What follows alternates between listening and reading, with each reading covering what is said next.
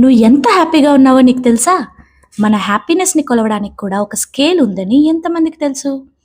24 గంటలు హి హి హి అని నవ్వితేనో ఆర్ కష్టాలు లేకపోతేనో హ్యాపీగా ఉన్నట్లు కాదు. There is this concept of calculating world happiness index to measure how happy its people are. Interesting right? సరే అయితే ఇప్పుడు ఇదంతా మాకెందుకు చెప్తున్నావు అంటే, ఆగండి బాబు అక్కడికే వస్తున్నా. ఈ క్యాలిక్యులేషన్‌లో అసలు కన్సిడర్ చెయ్యనివి ఆర్ కౌంట్‌లోకి తీసుకోనివి ఏంటో తెలుసా? Constant smiling, pleasure or entertainment, luxury lifestyle, social media happiness. Hmm. చిన్నగా చెప్పాలంటే అసలు సగం మంది జనం ఏదైతే హ్యాపీనెస్ అనుకుంటున్నారో అవి అసల కన్సిడరే చేయరనమాట. అంటే యాస్ పర్ స్టాండర్డ్స్ అదసలు హ్యాపీనెస్సే కాదు అని అర్థం. ఇదొక పక్కన పెడితే మరసలు క్యాలిక్యులేషన్‌లో ఏం కన్సిడర్ చేస్తారో తెలుసా? Per capita to meet basic needs. So, money important అనమాట.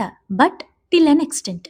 తర్వాత సోషల్ సపోర్ట్ అంటే నీ లైఫ్‌లో, నీ కష్ట సమయంలో నా అనుకునేవారు నీ లైఫ్‌లో ఎవరైనా ఉన్నారా? లేదా?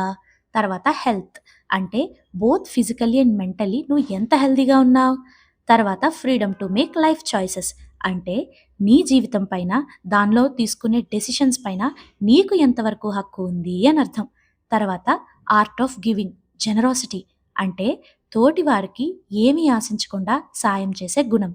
తర్వాత నీ దేశంలో రూలర్స్ అండ్ జరిగే రూల్ మీద నీకు ఎంతవరకు నమ్మకం ఉంది. So, in short, as per psychology నువ్వు హ్యాపీయా కాదా అనేది 3 ఫ్యాక్టర్స్ ద్వారా డిఫైన్ చేయొచ్చు. Quality of life, emotional well being and social trust. Happiness is calm, not excitement.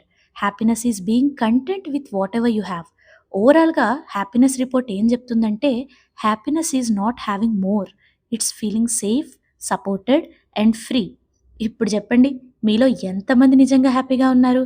0-10లో me హ్యాపీనెస్‌ని score చేసి కమెంట్ చేయండి. టాటా!